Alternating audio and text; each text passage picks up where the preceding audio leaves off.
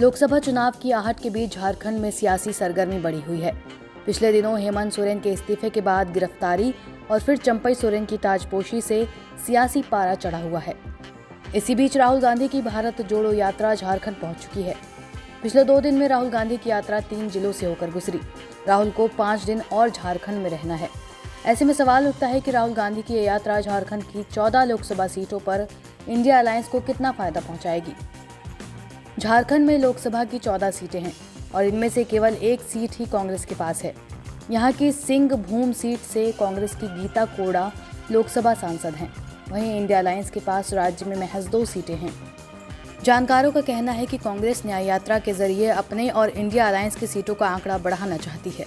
कांग्रेस को उम्मीद है कि राहुल गांधी की यात्रा से झारखंड में लोकसभा चुनाव से पहले माहौल बनेगा और इंडिया अलायंस को फायदा होगा।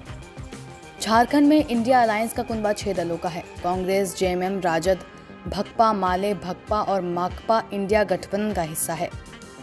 झारखंड में लोकसभा की 14 सीटें हैं और इंडिया गठबंधन की 6 पार्टियां इसकी दावेदार हैं।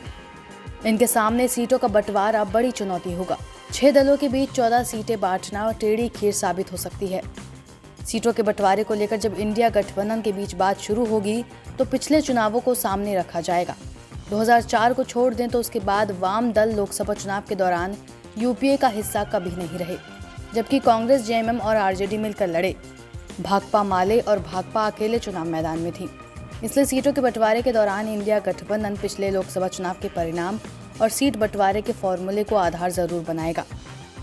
लेकिन इधर वाम दलों ने 4 सीटों पर चुनाव लड़ने का दावा किया है। सत्तारूढ़ पार्टी जेएमएम अभी भी राज्य के गठबंधन का नेतृत्व कर रही है। लोकसभा चुनाव में जेएमएम बड़े भाई की भूमिका में आना चाहता है, लेकिन कांग्रेस इसे स्वीकार करेगी या नहीं, ये कहना अभी जल्दबाजी होगी। वाम दलों को इस कुनबे में शामिल करने के लिए कांग्रेस को कुछ सीटों की कुर्बानी देनी होगी।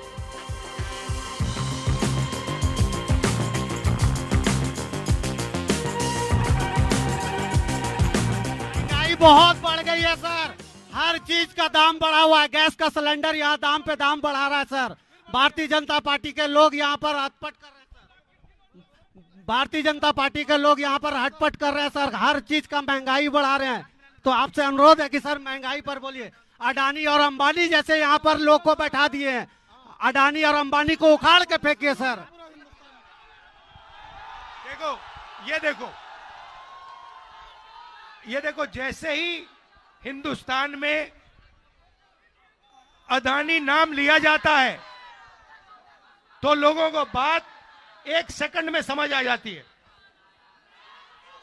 भाई और बहनों, देश के सारे रिसोर्सेज, एयरपोर्ट, जमीन, पोर्ट, इंफ्रास्ट्रक्चर, सड़कें, ये सारा का सारा जो आपकी पूंजी है, ये नरेंद्र मोदी जी अपने मित्र अडानी भैया बेच नहीं रहे हैं। वो उनको एक के बाद एक दिया जा रहा है।